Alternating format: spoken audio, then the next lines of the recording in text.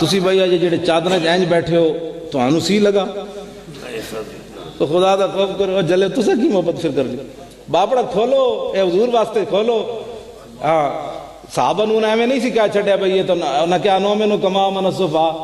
ایتے بندہ جتنا غور کرے پاگل ہو جانا صحابہ کو گلیاں کھڑ کے پتھر مار دے ہوندے سن انہاں کہتے بے وقوفن او کیڑی بے وقوفی سی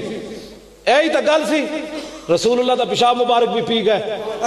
حضور دا خون مبارک بھی پی گئے پیو دیاں گردناں کٹ کے بھی حضور کے قدماں وچ لے آئے گھوڑے سمندر وچ بھی چھٹ دیتے تہ بند بند کے کیسر کثرت دے دروازے جا کے کھڑکا دیتے نکلو باہر حضور آ گئے نکلو تسی اجے جناب چادر چوی سر نہیں باہر کڈے تساں کی ناموس رسالت تے پیرا دینا بس کرو بڑی ہوئی اب حضور کی بات کرو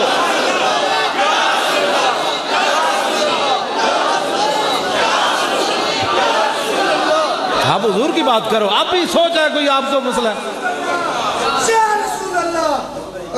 اب کس سوچ میں ابھی پڑے ہوئے ہیں کون سا وقت آئے گا ججوں نے یہ بکواس کر دیا ہے کہ حضور کی عزت کے قانون کو کالا کہنا بھی گستاخی نہیں ہوئی یہ بکواس انہوں نے کر دیا ہے بکواس اس بکواس کے بعد ہم خاموش بیٹھے رہیں گے آنے والی نسلیں آج علامہ فضل خیر آبادی کی ہم باتیں کرتے ہیں نورانی صاحب قبلہ کی باتیں کرتے ہیں مولانا نیازی کی باتیں کرتے ہیں آنے والی نسلیں ہمارے کیا کارنامے لکھے گی کہ ایک وقت آیا تھا حضور کی ناموس پر مولوی تے پیر لمبے پہ گئے تھے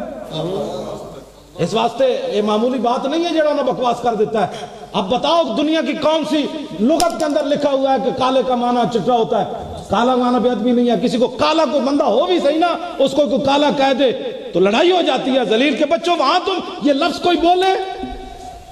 اور تم کہتے ہو جی یہ گستاخی نہیں ہوئی تو پھر ان کے پاس آ کر پوچھو ان کے پاس آ کر پوچھو تمہیں دین کا پتہ نہیں ہے تم نے اتنا بڑا بکواس کیا کیوں ہے وہاں تو سانس لینا بھی بے ادبی ہے